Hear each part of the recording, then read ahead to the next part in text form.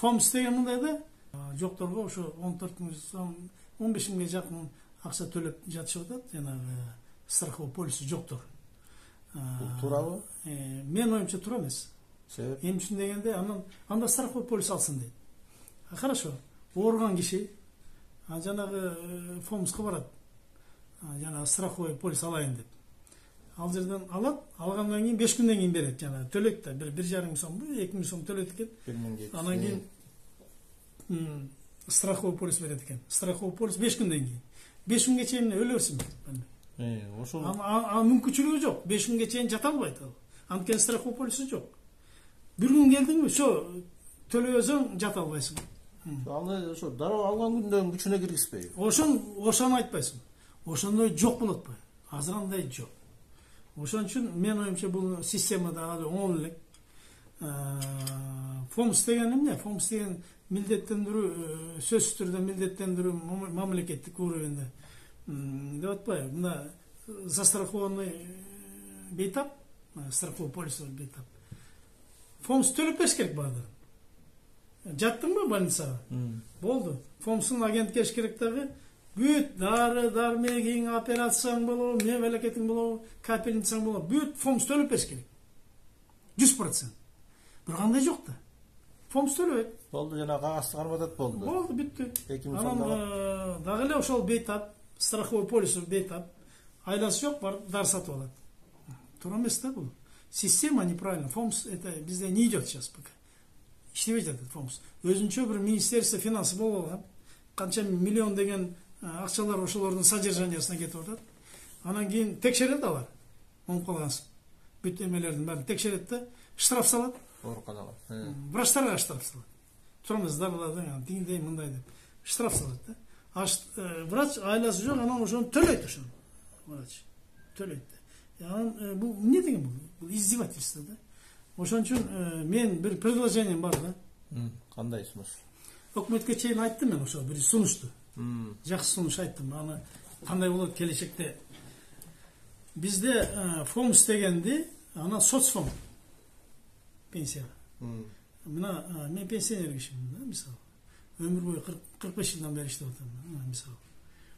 Канча миллион деген чогулуп калды болуш керек, мисалы.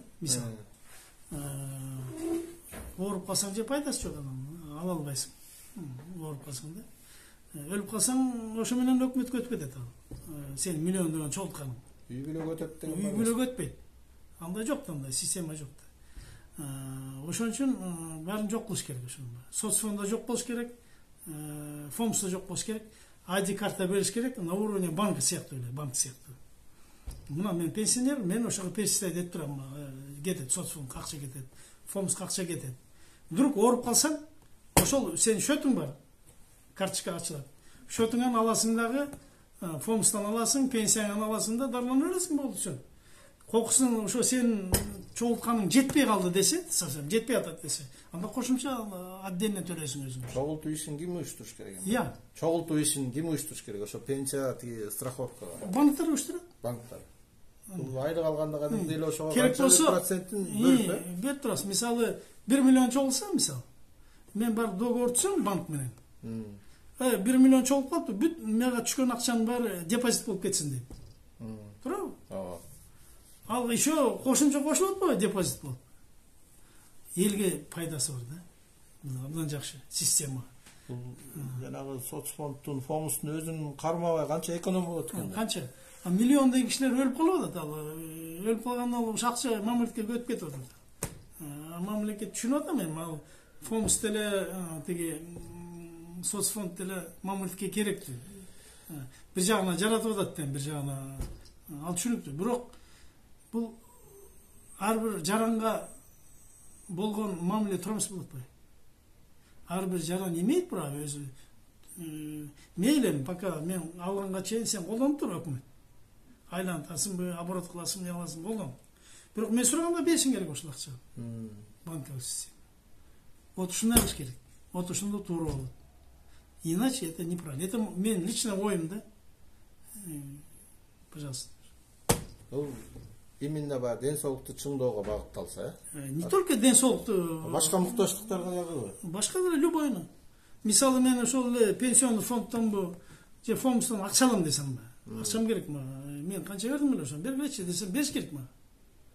Алып туруп мен может машина алам, может быть. Может быть, баламды үйлөнтөм, например, мисалы да. Ошо кыргыздар тойго көбүрөөк барат болсун. Жок, бирок эми ар бир средство ошондой копиться этиш керек да.